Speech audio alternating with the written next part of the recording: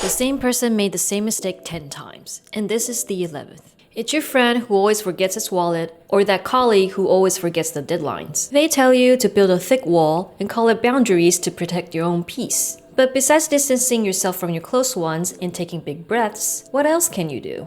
I had this close friend a few years ago. Let's call her Ivy. She's a nice person and all, but she almost never brought her wallet. In the beginning, she would pay me back and send her share right away. However, as time went by, she started to occasionally forget to transfer her share. As her friend, I would remind her in the nicest way possible. But to my surprise, I was accused of being a mean, thirsty debt collector in our fights. Looking back now, I realized that I cannot entirely blame Ivy for the situation. To be fair, I thought being nice would save our relationship.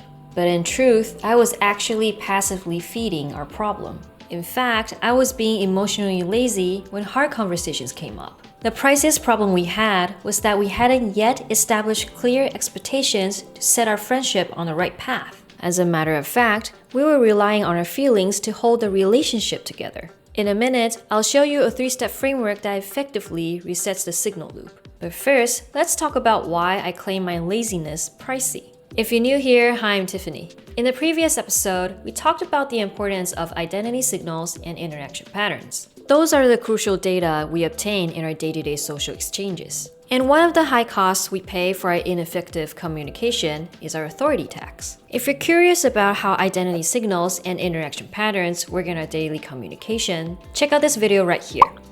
There, I introduce a helpful 3-step framework and why they matter in our social visibility. Later, I'm going to show you how to speak up in a way that doesn't attack the person, but anchors the relationship. But before that, let's take a closer look between the friendship between Ivy and me. In a previous episode, we talked about how more effort might result in less influence. We believe that kindness and niceness would get us more opportunities or make our relationship stronger. But what if I told you that, besides letting kindness spoil our boundaries, there is a deeper layer?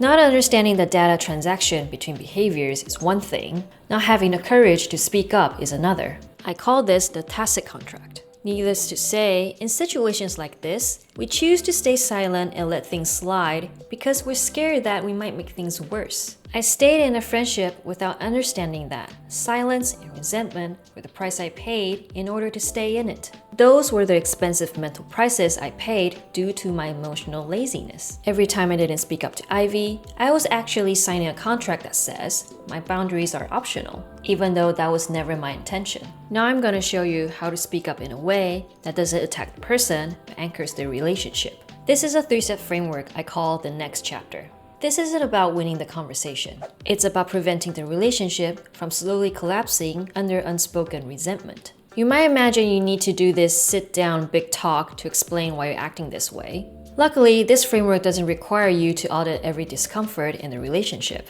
If I had the next chapter framework, my friendship with Ivy might have ended differently. The first step, I call it the safe bubble. We lower defensiveness so honesty can actually land. For example, instead of saying, "You've forgotten your wallet so many times that it honestly feels like you're taking advantage of me," we say, "I can see you've been overwhelmed lately, and I understand forgetting once or twice. Lately, I notice I'm hesitating to say yes to hanging out because I'm worried about how we'll handle the bill. But I think it's gotten to a point where I have to be honest with you because I know you value this friendship." The focus of the step isn't to soften the blow.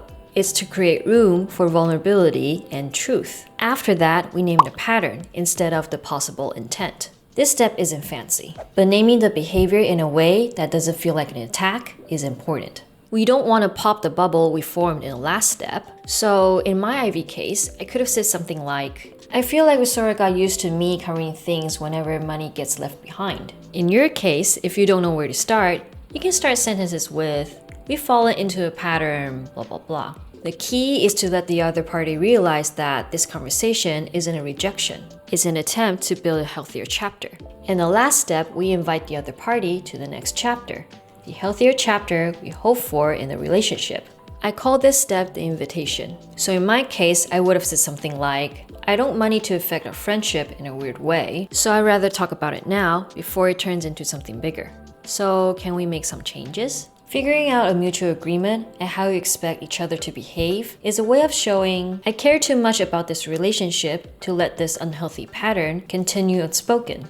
Anyway, before heading to the next chapter, there's a hard truth you need to brace yourself with. The next chapter allows you to interrupt unhealthy patterns before connection quietly deteriorates. Most boundary advice teaches people how to protect themselves after disconnection has already happened. But healthy boundaries should not be walls, they should be course corrections. However, the truth is, there will still be people, at the end, just aren't your cup of tea, and we shouldn't need to apologize for it. In the next episode, we'll dive into one of the biggest traps that weakens our influence and communication, the apology paradox. Let me know in the comments what you think is the biggest mistake when we try to communicate. Anyway, I'll see you in the next one. Bye!